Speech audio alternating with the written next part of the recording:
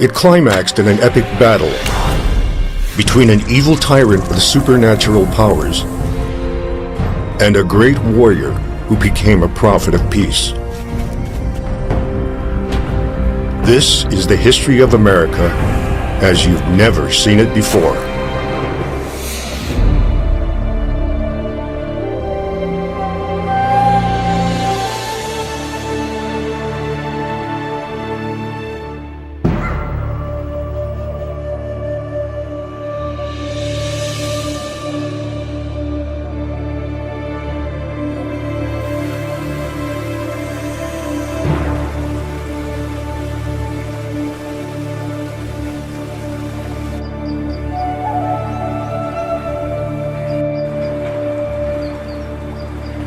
When French explorers first ventured into these great northeastern forests 500 years ago, they encountered a people whom they called the Iroquois.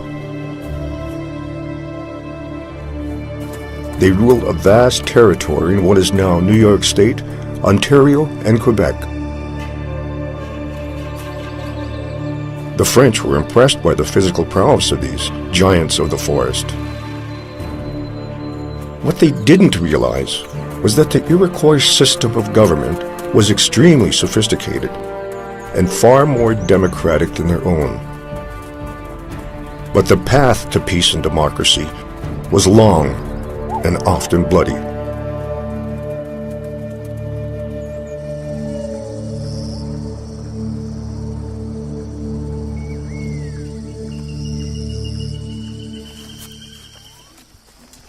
The ancestors of the Iroquois had lived in this area for thousands of years.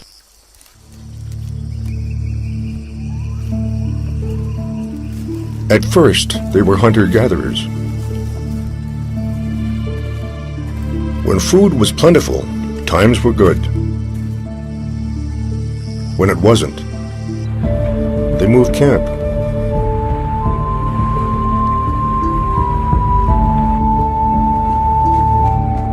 Then about 1,000 years ago, archaeological evidence indicates they began to cultivate the land and form villages. The villages grew into nations. 5 separate nations, stretching across what is now western New York into Canada. Up to 50,000 people in all, sharing similar languages and lifestyles.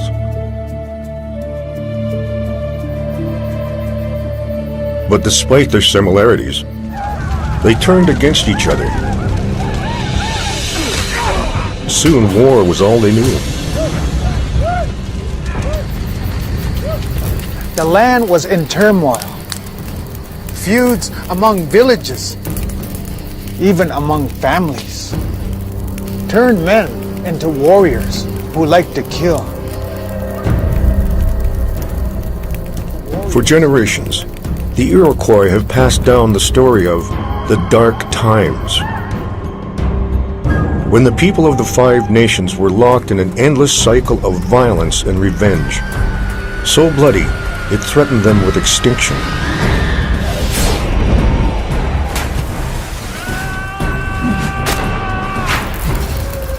Everywhere there was peril. In cultures with oral traditions, the line between legend and history is often blurred. Yet in recent years, much of this story has been verified by historians and archaeologists.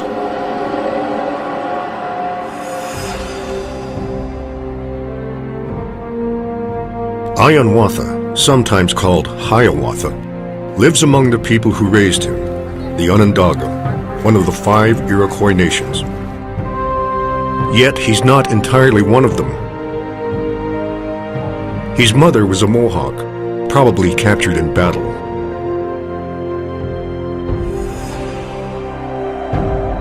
Since boyhood, Hiawatha has had to prove himself. He has become a leader of the Onondaga, a great warrior.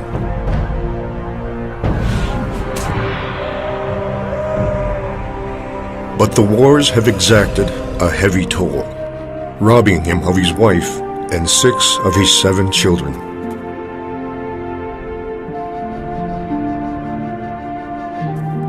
Yet he must fight on. His village has been attacked once again, this time by the Mohawk. His people clamor for revenge.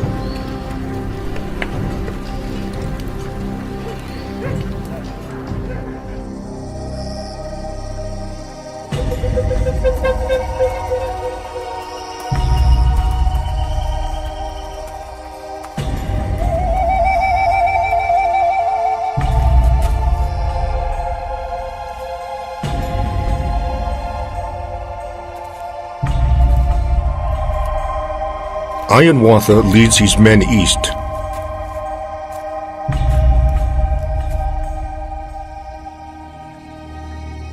They know they're being watched,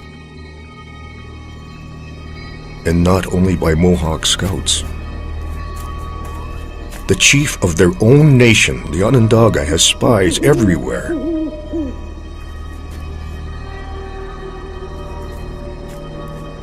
Some take human form. Others are shadowy creatures of the forest, especially the owl, the Iroquois omen of death.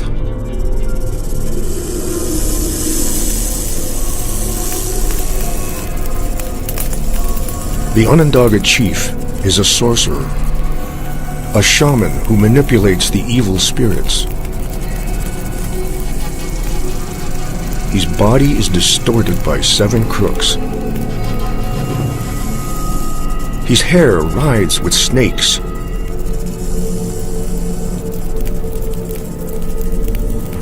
He feeds on human flesh.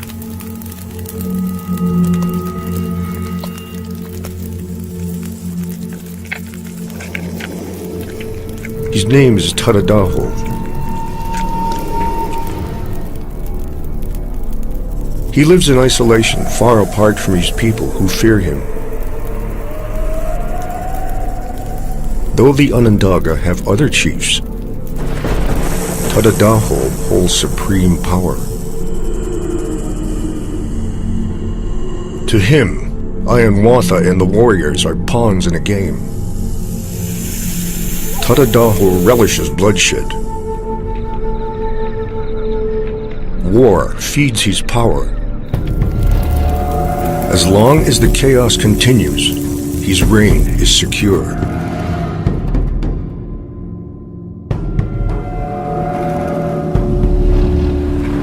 As Tadadaho's spies look on, Hiawatha's men prepare to attack.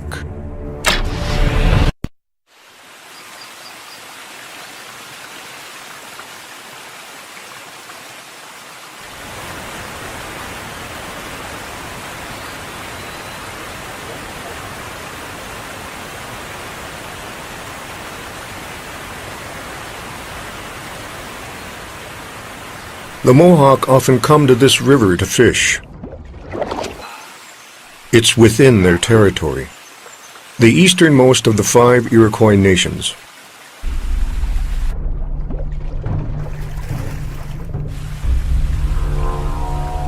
But even here, they are not safe. The Iroquois are locked in a 100-year war, a civil war. Hiawatha and the other Onondaga warriors are bent on revenge. In retaliation for a recent attack on their village, they want Mohawk victims, both dead and alive.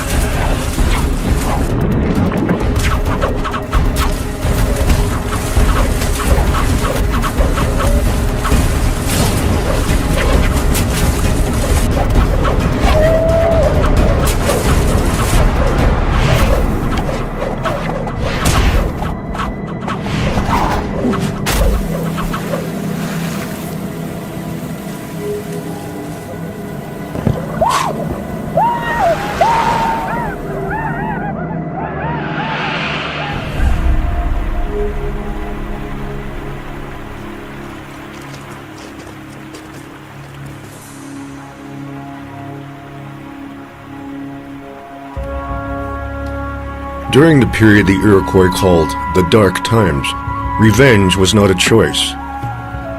It was fundamental to their belief system, the way they honored and mourned their dead.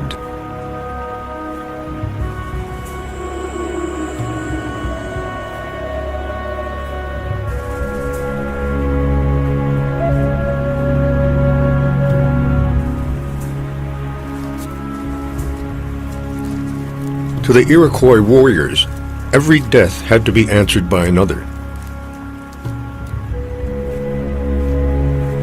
The battles dragged on and on.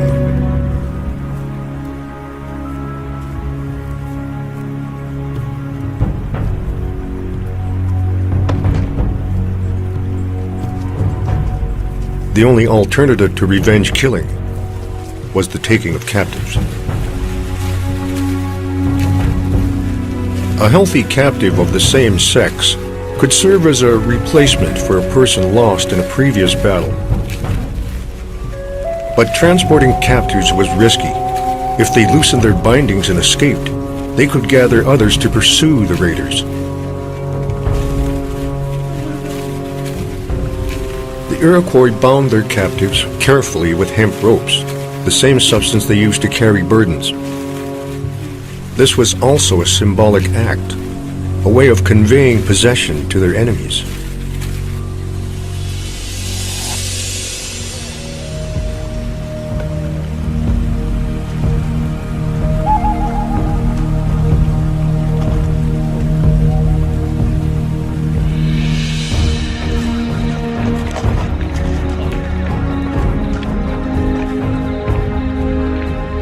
On their way back to their village, the Onondaga warriors follow a path the Iroquois have blazed through the wilderness. It stretched for 240 miles. Today, this route is a highway that runs between Albany and Buffalo. But 1,000 years ago, the warriors ran these miles, forcing their captives to keep up. Along the way, they boasted of the size of their victories in pictographs.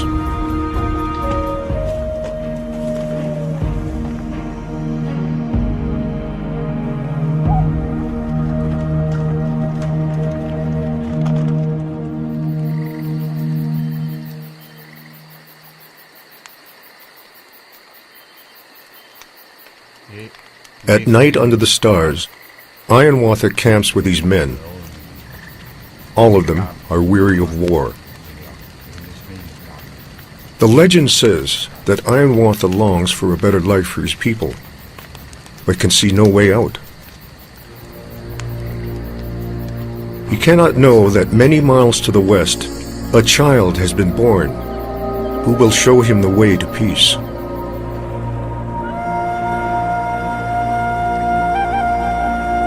Far to the northwest, in the land of the Huron, a virgin girl gives birth to a baby. She and all the Huron in their village realize the child is blessed and was put on earth for a reason. They call the baby Skenalahawe, but in time he would come to be known as the Peacemaker.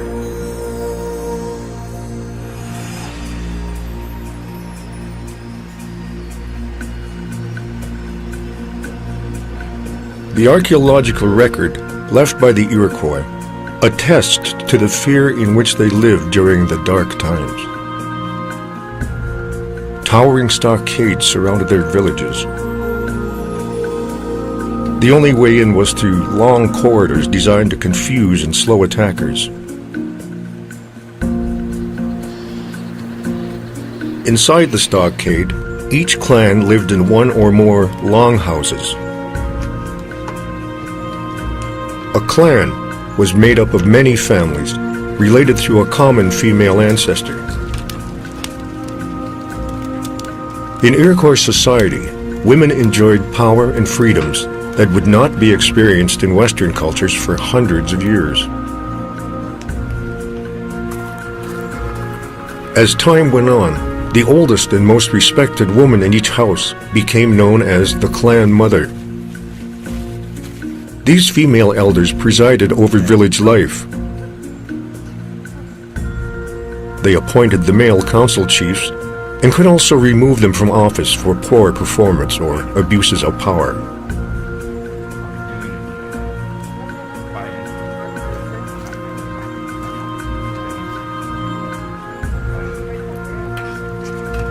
In 4 of the 5 nations, this collaborative system of government flourished. The sole nation in which it did not was the Onondaga.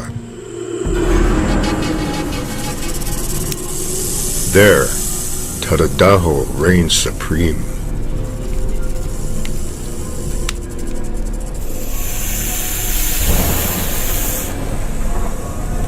There is only one person he allows close to him, an evil seductress named Chikansase. She shares his zeal for war, and he's craving for chaos.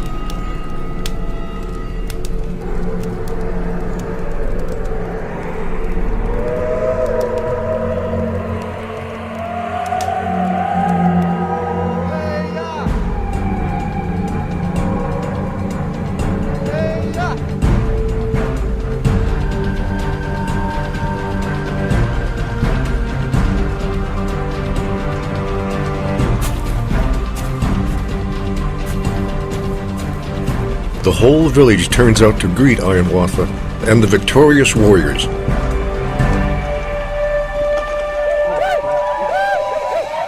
They form a gauntlet, a double line for the male prisoners to pass through.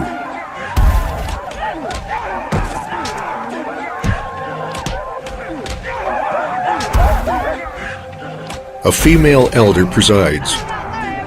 She is looking for replacements for her dead sons. The gauntlet is a test. It reveals which captives are strong.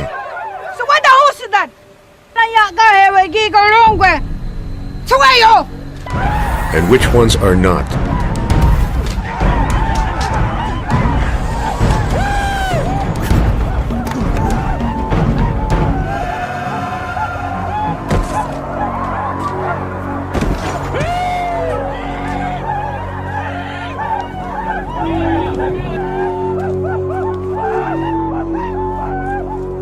Ironwatha has lost his stomach for the violence. His daughter is the only one who still brings him joy.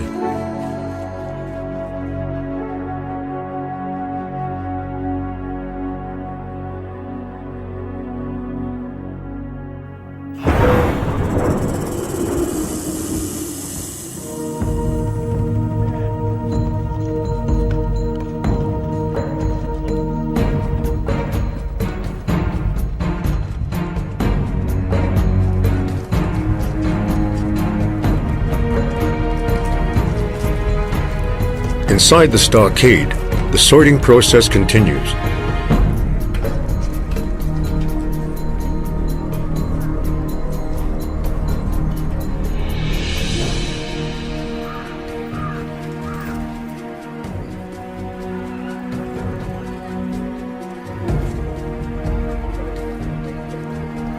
The Mohawk women and children find a ready home.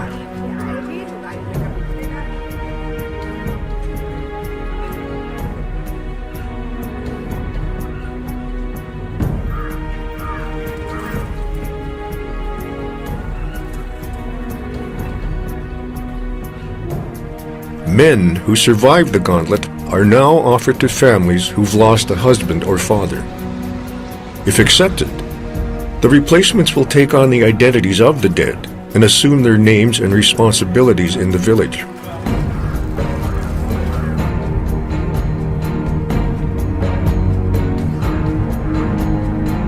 But those whom the elders reject face a very different fate.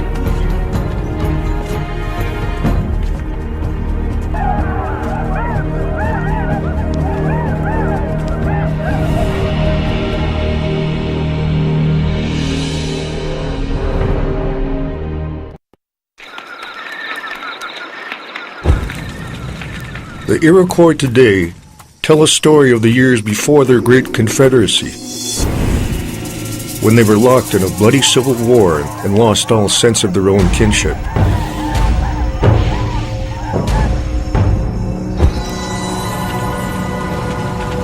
In those days, life was valued as nothing. Everywhere there was peril. Here again, the archaeological evidence agrees with oral history.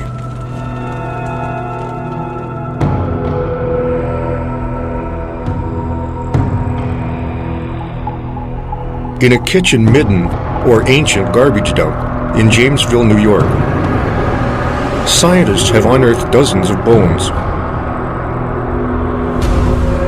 Some are recognizably human, with cut marks where stone tools separated the joints and stripped away the flesh.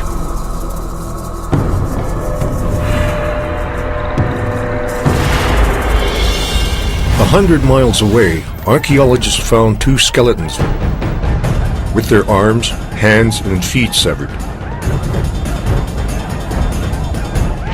One is also missing its head. Flint arrowheads are deeply embedded in the bones.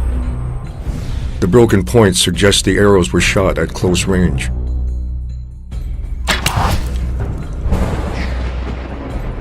In the ashes of a campfire were found charred human remains, hard evidence that the victims were not only killed,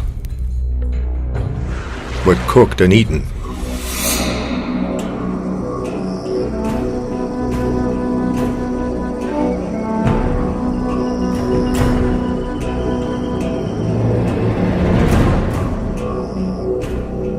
The legend says that Hiawatha is sickened by the ways of these people and his own violent part in it.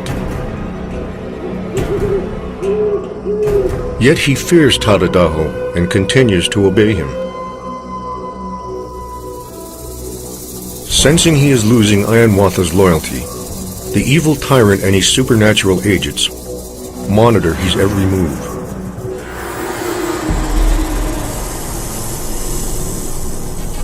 Tadadaho will not tolerate any threat to his power. Finally, Hiawatha begins to think the unthinkable. Could he bring down this brutal man who cares nothing for his own people? Tadadaho's powers are extraordinary. No one has ever dared to defy him.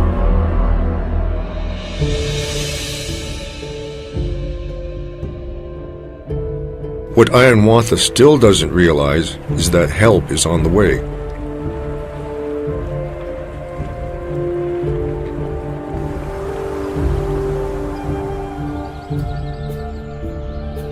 In his Huron village, the young peacemaker grows tall and straight. Even as a boy, he's revered for his leadership skills and powers of persuasion.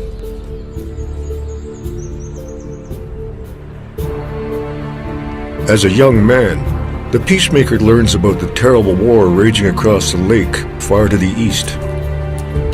He realizes he has a divine mission to intercede.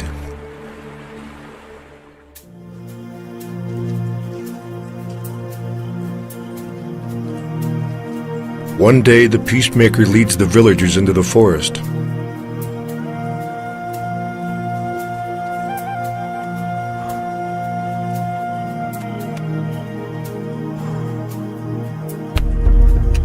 He hacks off the bark of a maple tree and asks his people to taste the sap. If it is sweet, he says, peace will come. But if it turns bitter and runs red like blood, that will mean the peacemaker's luck has run out and the evil one has destroyed him.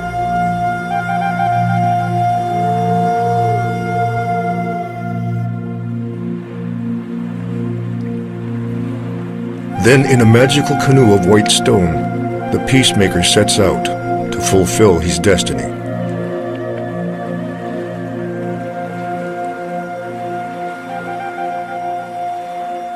As the peacemaker paddles east, Ironwantha grows stronger in his resolve to remove Tadadaho from power. He too has recognized his destiny.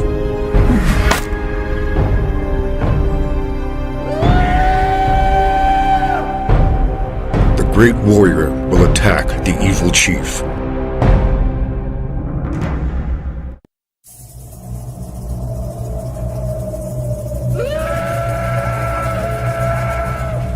Under cover of darkness, Ironwantha and the Onondaga warriors prepare to attack the remote longhouse of Tadadaho to overthrow their evil ruler. Their task is formidable, but the men are determined.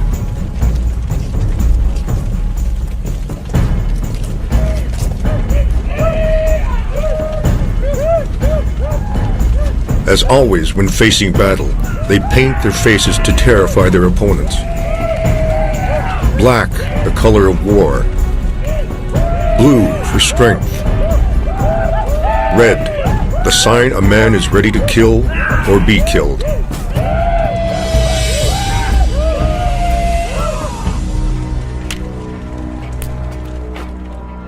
Their weapons are sharp and ready. Hatchets, axes, and flint knives. Developed for hunting, repurposed for war.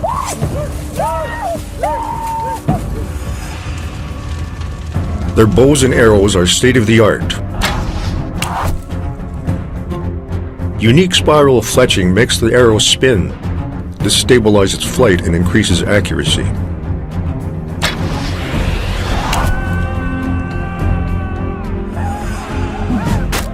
Their fearsome clubs were developed strictly for combat.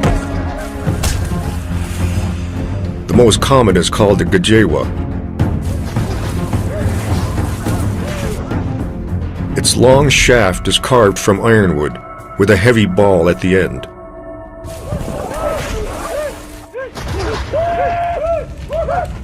What the warriors don't realize is that these weapons will be useless against the supernatural forces of Tadadaho.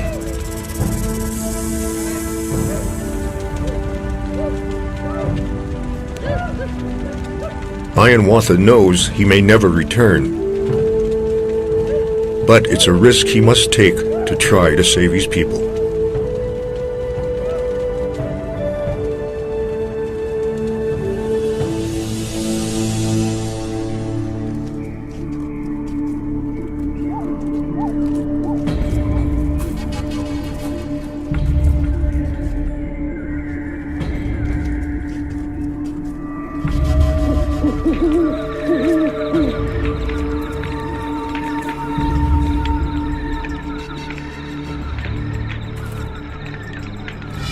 Ironwantha's war party inches toward Tadadaho's isolated longhouse.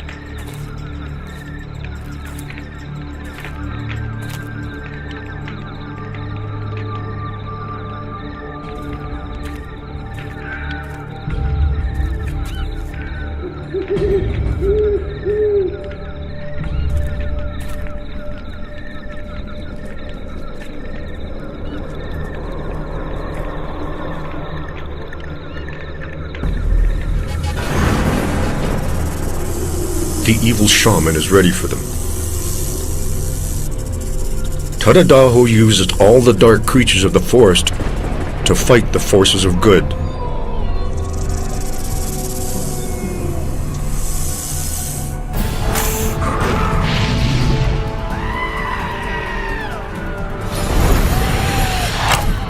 Arrows fly from everywhere, yet there are no archers.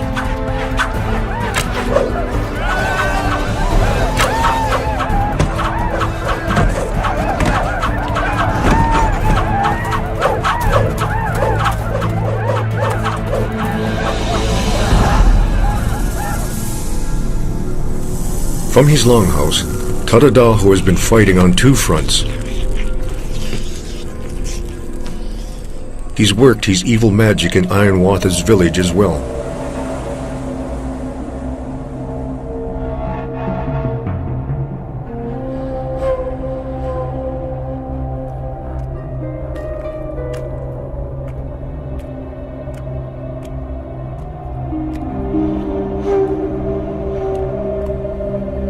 tyrant has spared Ianwatha,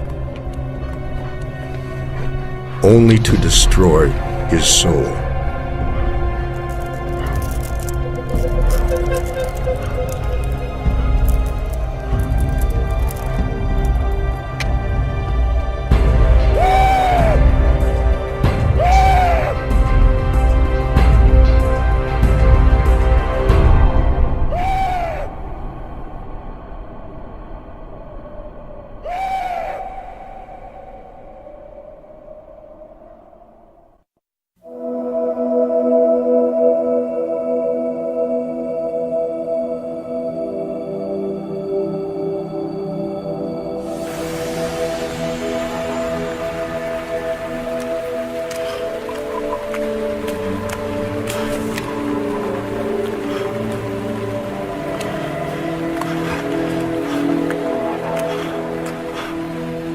The great Iroquois leader, Ianwantha, has been defeated in battle.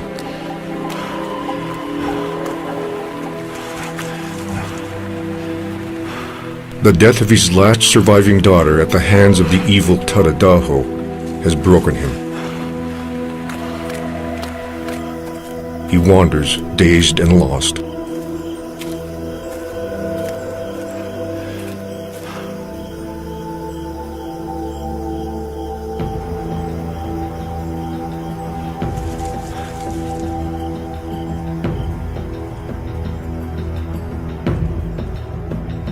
But the peacemaker draws closer every day.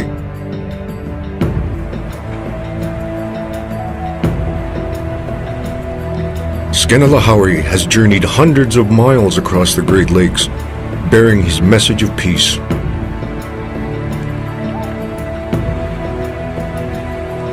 There are many versions of what happens next.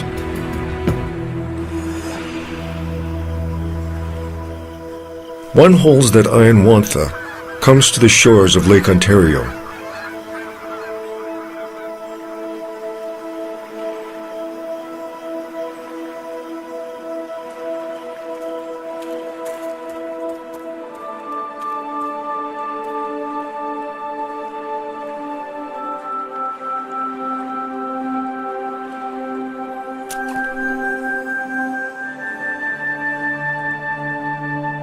He finds shells, which remind him of his daughter's necklace.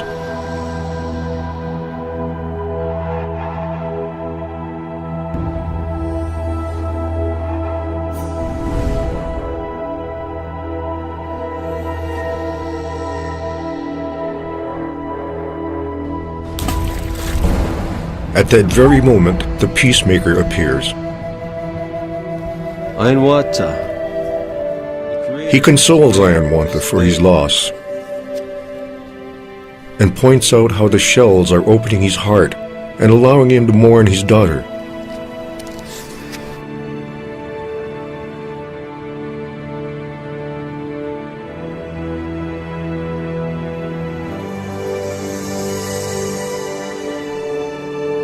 Skenalahauri teaches Ianwantha that shells like these, when strung together, are called wampum.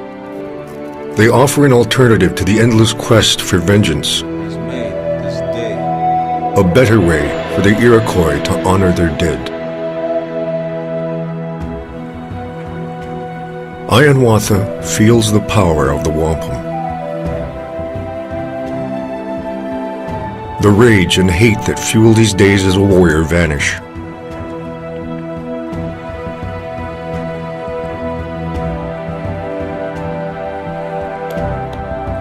He accepts the peacemaker's message and resolves to carry it to his people. This task will not be easy. The Iroquois have known nothing but war for generations. But Ianwatha and the peacemaker set out to convince the 5 nations to abandon war.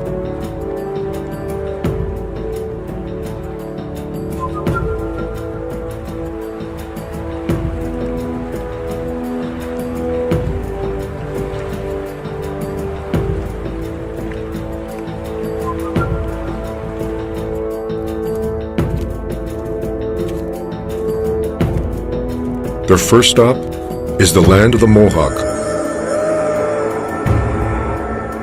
Not surprisingly, they are met with suspicion. In many versions of this story, Ianwantha is cruelly tortured. Jaleo Anatagahaga. Jaleo.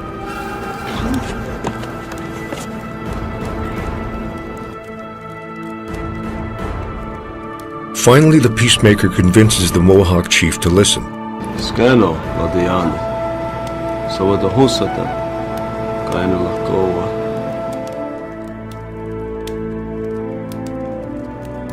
The chief agrees to support their cause, but only if the other nations will take up the challenge too.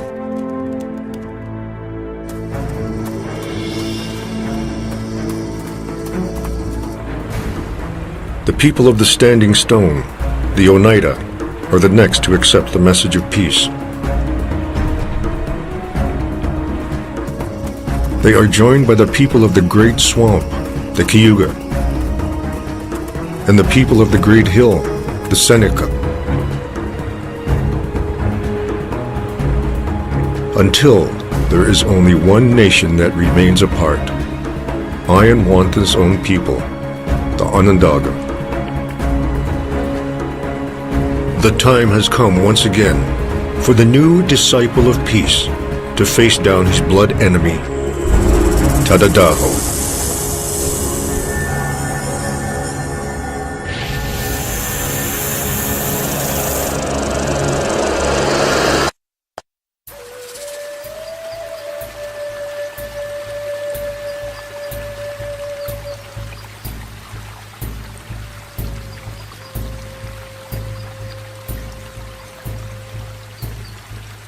The warrior Ianwantha is now a man of peace.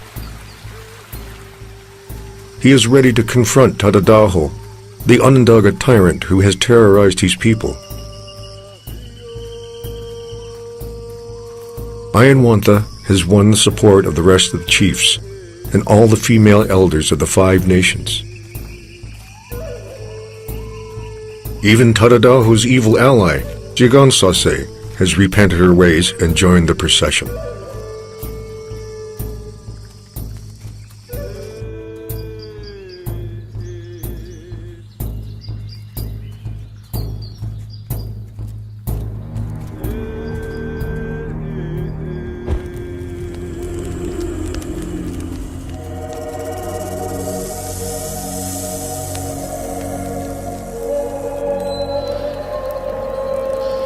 According to the legend, the power of their singing draws Tadadaho from his dark longhouse.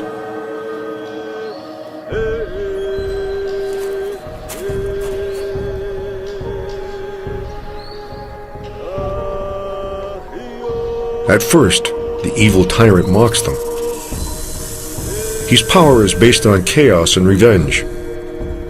To him, peace is weakness.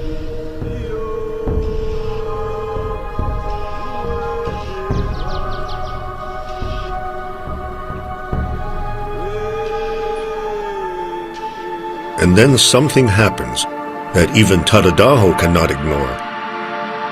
Another coincidence of history and legend.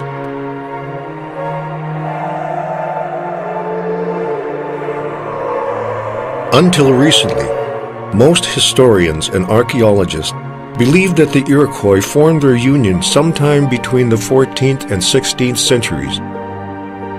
But the Iroquois themselves always placed the event much earlier.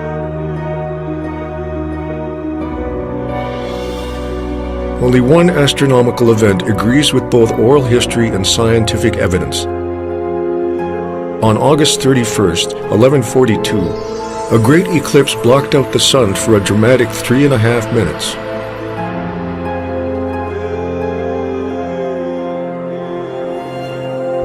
Tadadaho understands his tyrannical reign is over.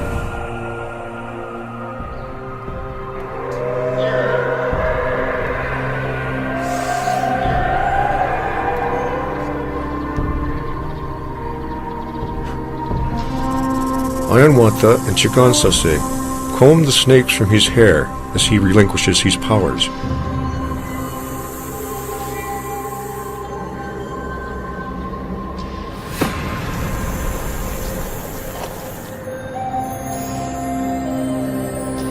This is the moment when the five nations established the great law of peace to rule their relations.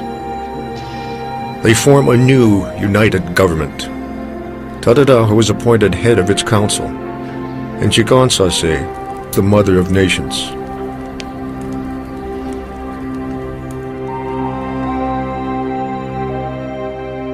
The transformation of the five nations into the Iroquois Confederacy is immortalized in a wampum belt. At its center is a white pine tree, symbolizing the unity of the Iroquois nation. To this day, it is known as Ironwatha's Belt.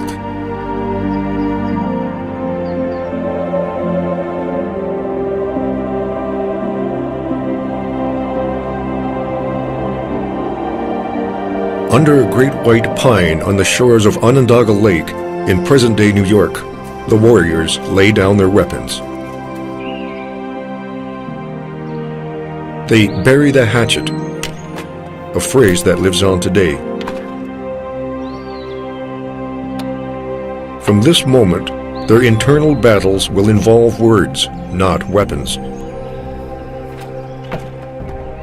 They form a grand council, made up of representatives from each of the five nations.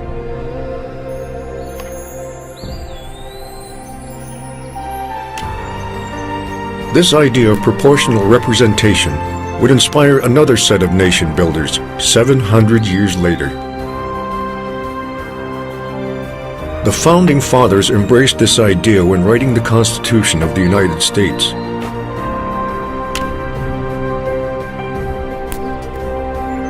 They also adopted an Iroquois symbol. In the words of the peacemaker, one arrow is like a single nation or state, easily broken. But a union is unbreakable. The image of an eagle holding a bundle of arrows is central to the Great Seal of the United States.